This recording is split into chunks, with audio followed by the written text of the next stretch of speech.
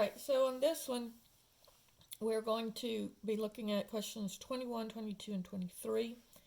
And the first one says, find the vertical asymptote, the domain, and the range for this function here.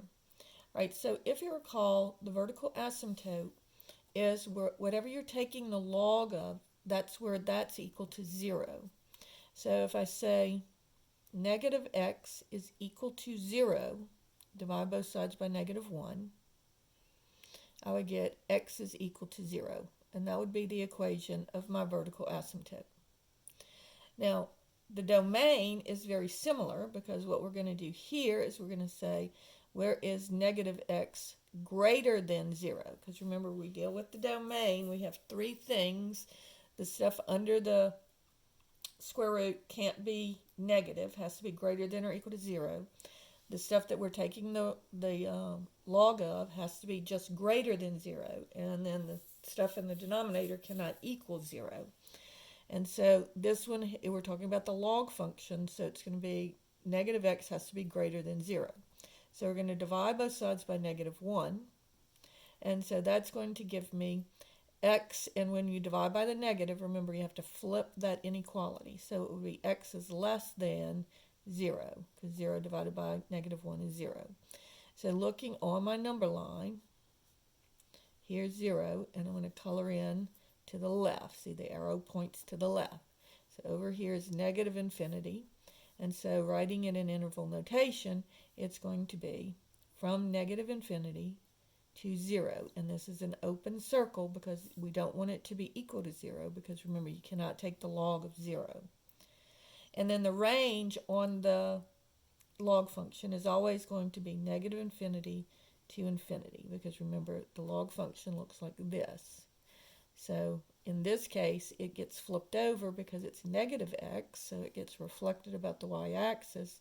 So this one actually looks like this, but the basic log function looks like that.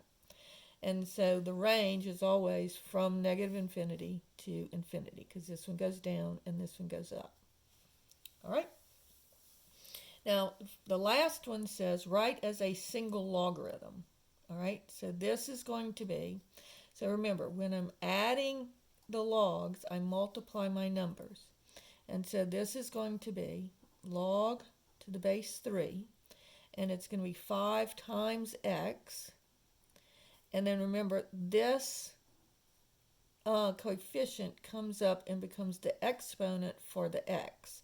So it'll be the log to the base 3 of 5x to the 4th, and just the x's to the 4th. So that's that one. And then finally, on 23, we have write as a sum or difference of logarithms with no exponents. So here we went from the sum or difference of logarithms to a single log.